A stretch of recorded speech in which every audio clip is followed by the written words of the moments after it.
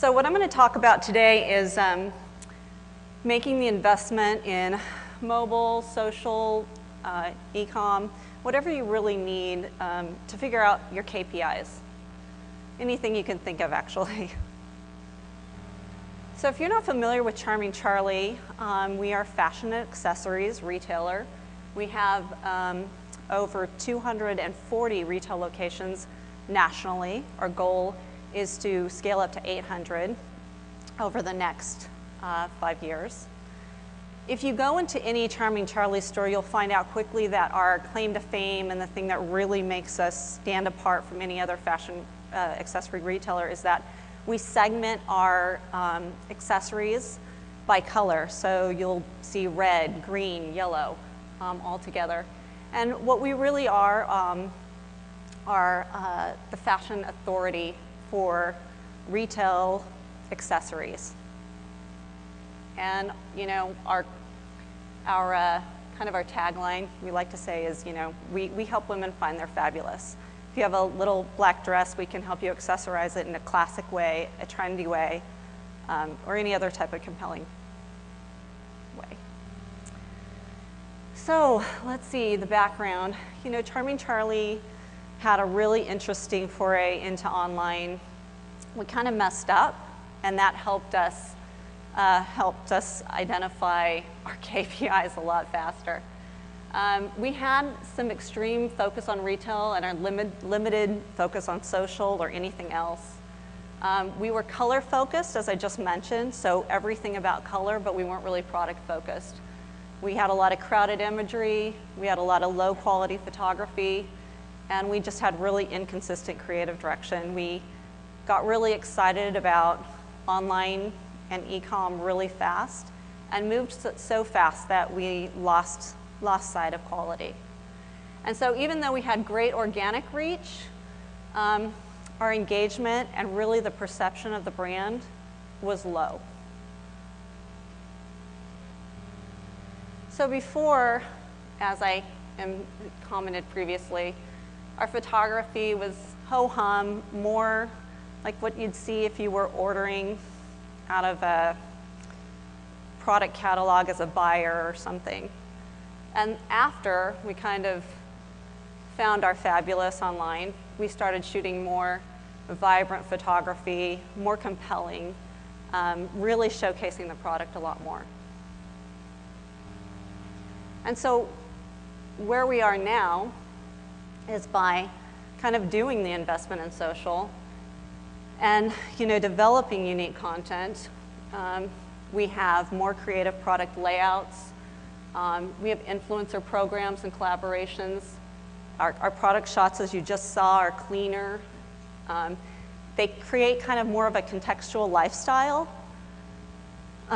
We have more consistent creative and focus. And we've really now developed an online persona, which I think is really, really great. We launched our first holiday campaign television commercials this last holiday season, and those were really, really well received. We got a lot of comments on the vibe that they present and the persona that they were emulating. And then we started doing a lot of interactive games and content, which I'm going to show you a little bit of here. And we had unique product offerings. So we started really creating products strictly and solely for online. So that product was actually being manufactured and created for us. So in 5 months, we've increased our social reach by 125%. So what were our takeaways in all of this? You know, what you need to do when you find yourself in this situation is you need to align on measurements or a lack thereof. Typically, what I've seen working with numerous brands over my career is they rush to do something because it's associated with a particular magazine or a particular website, and they get enamored with it, and they don't really think about why they're doing it or what the measurement of it should be. And then, you know, then they're trying to justify why they did it after the fact, even though the results weren't so great. And then you need to effectively communicate the cross-functional results. Why is this a great thing for your retail store locations that aren't online? Why is it great for your operations team? Why is it great for merchandising or for marketing? And then keeping people informed along the way. That's a big one because, you know, a lot of times you'll tend to go off and work in a silo. And then after the fact, everybody has some assumptions about how things were supposed to work, but they didn't really, they just didn't really understand what you were trying to accomplish. So keep people informed. So, you know, here's more of, you know, the comments on this. You know, you definitely want to invest in any new initiative, whether it's enhancements or key e-commerce, by basically laying out the foundation. Excuse me. And you want to effectively communicate across those teams, as I mentioned. Find your allies, ask for help, and celebrate the wins and delegate the successes. And that's really important, is making sure that when you get those people on board with you, you give credit where credit is due. And then again, like I said, reiterating, keeping people informed along the way. The grand reveals that everyone wants to do because it's easier. You can go off, you can work, you can get what you want done, and then you can come out and say, hey, look at this fabulous website I just created, or this fabulous photography we just did. It never, ever, ever, ever comes out the way you think it's going to. It has a lot of questions that happen after the fact. So when you keep people involved with it and you get more cross-functional teams on board, everyone is happy about the results, or everybody is equally happy or disenchanted at the same time, or they understand and can make accommodations along the way. So what is the issue? How do you assign the appropriate KPIs? How do you figure out the most common business issues, or the things that you should be measuring? And then, you know, how do you build that case? Well, for Charming Charlie, it was really five areas. One, you need to understand your brand. Two, you need to understand the consumer. Three, you need to understand the channels. Four, you need to be communicating with your team. And then you need to understand your own goals. So I'm going to kind of dissect these for a few minutes. Understanding your brand. You know, does everything lead back to the brand? Once you get involved and you're really trying to understand what's happening or what you're trying to do, you need to understand how your brand relates to the service or the function that you've engaged with. Are we alienating our consumer here, or are we bringing her or him in? Are we alienating any particular demographic? Does our content align? What partnerships are making sense? And does this help us achieve our goals? Does this increase our brand perception, our awareness, or our sales? So these are the questions that you need to be asking yourself solely on the brand.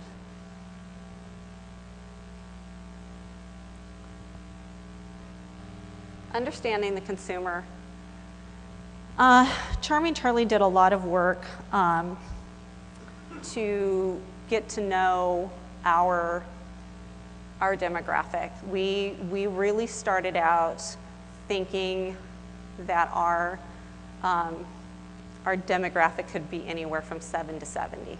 In fact, we started seeing anybody coming into our stores and just saying, you know, we're going to try to go capture that entire female audience. And we didn't really know. We didn't know her. We didn't know where she shopped elsewhere. We didn't know what she bought elsewhere.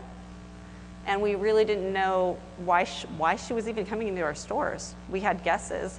We got a little bit crazy on our idea that, you know, she loved a lot of products, so we put tons of product in the stores. And we thought, you know, putting things on lots of tables and leading her into the stores with a lot of really cool glittery things would really entice her. And what started happening is people started coming to our stores and saying, you know, we love all of this product, we love the way it looks, but there's so much of it, and we really don't know how to navigate your store. And we really don't even have the time. Once we get there, we feel like we need to spend 2 hours there. And we really only have 20 minutes because we've got to go grab lunch. And then other customers started coming in and saying, you know, it would be really helpful with all of this product if you'd start organizing things a little bit in a way that made sense. You know, maybe putting more purses together or more jewelry together. And what we really started then hearing was more about the color, how they were excited about the color components. And so that kind of led Charming Charlie to begin segmenting and really doing what we do from a brand perspective by really segmenting our product by color. And that's gotten a lot of positive reaction.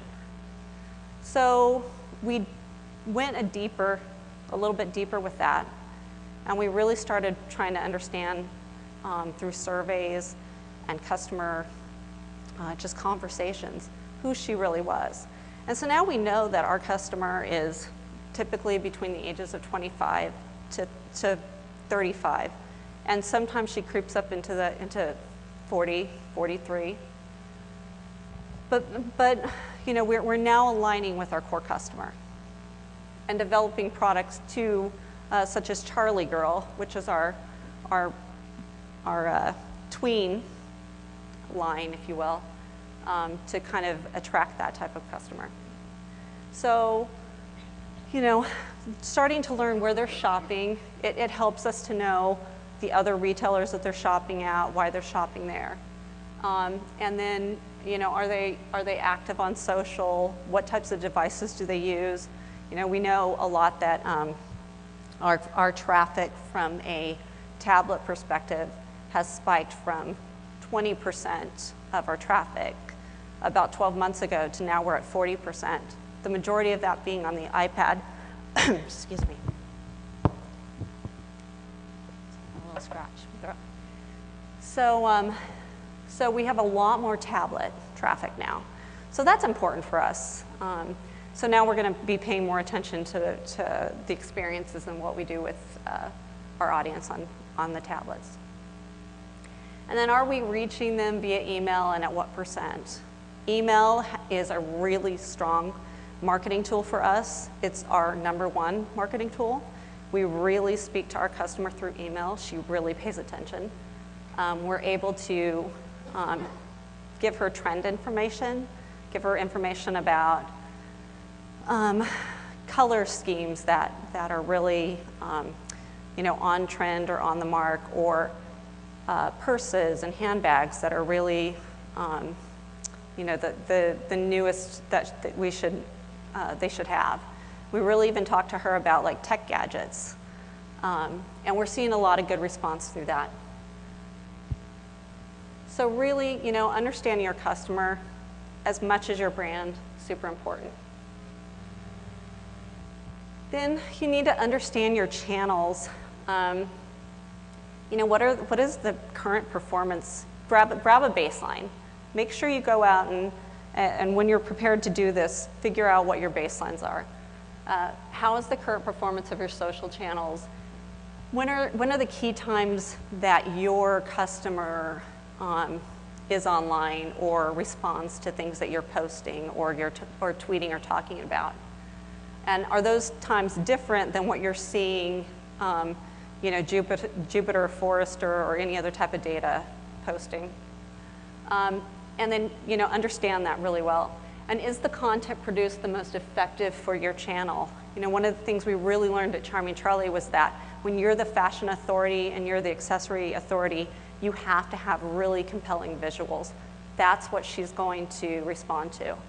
And so, you know, a lot of people in a boardroom don't necessarily understand that, but when they start to see the differences in engaging in really creative visual content, they really start to pay attention.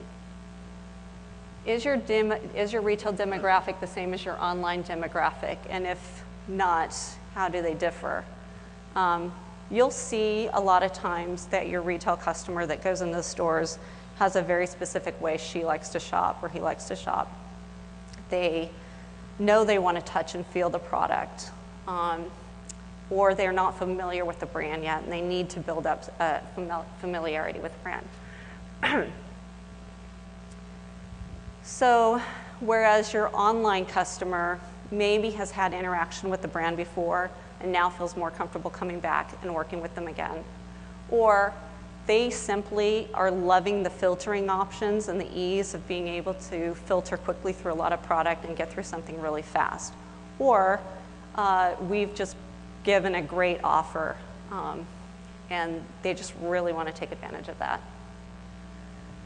So how do we cover each department in our promotions? You know, that's kind of important. Sometimes you'll have a lot of conflict between the retail channel, retail department, the online department, even internal departments in and of themselves. So you have to kind of make sure that you're paying attention and tracking to that. And then what impacts do these new technologies have on current channels? You know, like I just talked to you about the tablets, how we're really seeing a lot of response online and through email. How are we able to follow that further? So, you know, you need to communicate with your team. This is big because right now online, we have a lot of people with a lot of skills at Charming Charlie who are really young and haven't had a lot of experience so far yet in either branding, marketing, selling online. And really when you get into an online environment, it's a lot of disciplines, a lot in one area. And to have subject matter experts in certain areas and not in others, you really need to be communicating and giving context. One of the things I really like to do when I sit down with my team is give a lot of context about why we're doing something so the big light bulbs go off in their heads, the aha moments.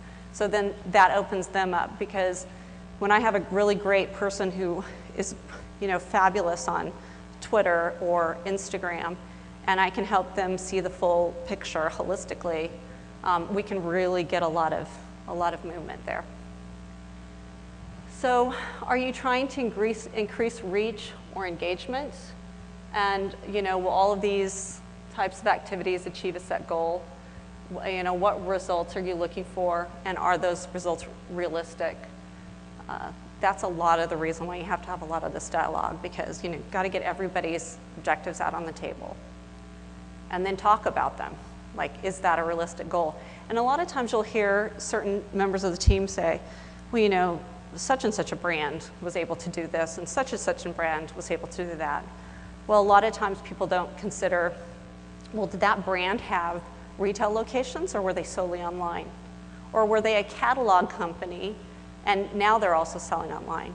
That makes a difference. Catalog companies start generating content early on, and then they have that content when they go online, whereas other companies don't. So you really need to have those conversations. So you make sure that you're looking and making sure that you're finding the right comps. And, you know, what does it mean to be a champion within the organization? If you're a champion of what? What are those goals? And then what key people need to be involved in the day-to-day? And then what people don't. And usually when you're working with online teams or teams measuring KPIs, they're really small teams. So you need to keep them focused. Okay, and then, you know, just overall understanding your goals. What are they? What are you really trying to achieve? And do they match your existing business plan? Because after all of these things I just went through with you, they may have changed. What is your top priority? You need to define 1 to 3 top priorities and stay hyper-focused on them, especially in the beginning. How are you currently achieving these goals? Are you? Did you have the right measurements in place that first time? And who set them up? A lot of the times the goals that the company has been tracking for a long time are just goals that they had in place before anybody who really knew how to measure them showed up. And so understanding where they came from or why they're necessary is really important. And do all those measurements necessarily equal sales? So how do 500,000 likes really equate to sales? Or how do 200,000 pins on Pinterest really equate to sales? Or what is it giving you? Is it giving you branding coverage, or is it giving you more engagement? What is that? So know the difference between earned and paid media. So a lot of people will hear you, I'm saying earned, it could be organic, it could be natural. So understand that.